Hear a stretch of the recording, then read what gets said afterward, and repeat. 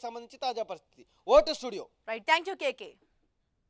Right, ఒకసారి కరీంనగర్ వెళ్దాం. కరీంనగర్ లో నెలకొన్న తాజా పరిస్థితికి సంబంధించి మా ప్రతినిధి సతీష్ మనకు ప్రత్యక్షంగా అందుబాటులో ఉన్నారు. రైట్ సతీష్, నిన్న జరిగిన పంచాయతీ ఎన్నికలకు సంబంధించి కరీంనగర్ లో ఎలాంటి పరిస్థితి నెలకొంది? ఈసారి ఇండిపెండెంట్ అభ్యర్థులు కూడా బరిలో రేసులో ముందంజలో ఉన్నారు. ఇక ఏ పార్టీకి ఎంత శాతం పోల్ నమోదైంది? పూర్తి అప్డేట్స్ ఏంటి?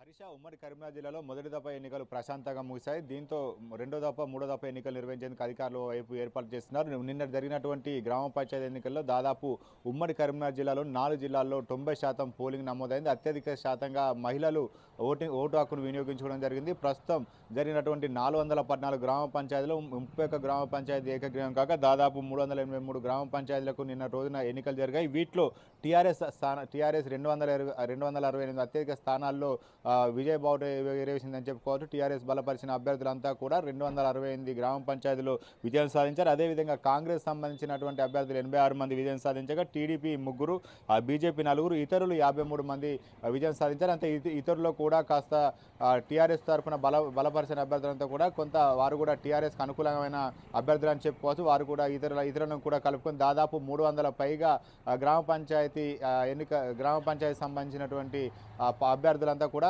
టీఆర్ఎస్ సంబంధించిన వారికి విజయం సాధించారని చెప్పుకోవచ్చు. ఇక ఈసారి మహిళలంతా కూడా పెద్ద ఎత్తున తమ ఓటు హక్కు వినియోగించడం జరిగింది.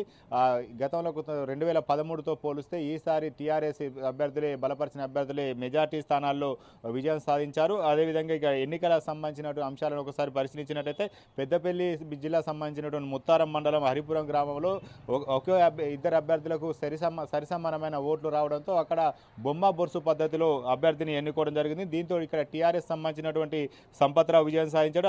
అదేవిధంగా కొత్తపేటలో ఒక ఓటుతో అంజయ్య అనే అభ్యర్థి, అదేవిధంగా పెద్దపల్లి జిల్లా సంబంధించిన అంతర్గం మండలం రాయదండిలో ధర్మాజీ కృష్ణ కూడా ఒక ఓటుతో విజయం సాధించారు. వీరిద్దరికి కూడా కేవలం ఒక ఓటే ఇద్దరిని కూడా విజయం వరించిందని చెప్పుకోవచ్చు. ఇక చొప్పదండి మండలం కోనేరుపల్లి గ్రామ పంచాయతీ పరిధిలో సంబంధించినటువంటి అభ్యర్థి 3 ఓట్లతో విజయం సాధించాడు.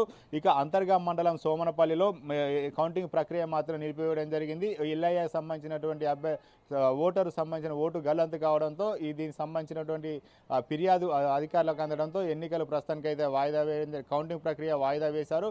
25న కౌంటింగ్ కానీ అదేవిధంగా లేకపోతే రీపోలింగ్ కానీ ఇక్కడ నిర్వహించే అవకాశం మాత్రం స్పష్టంగా కనిపిస్తుంది.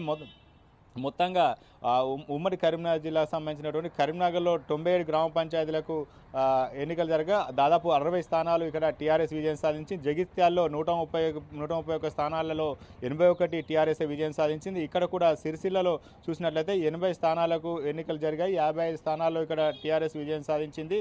పెద్దపల్లిలో 106 స్థానాల్లో దాదాపు 72 స్థానాలు టీఆర్ఎస్ బలపరిచిన అభ్యర్థులు ఇక్కడ అంతా కూడా విజయం సాధించారు.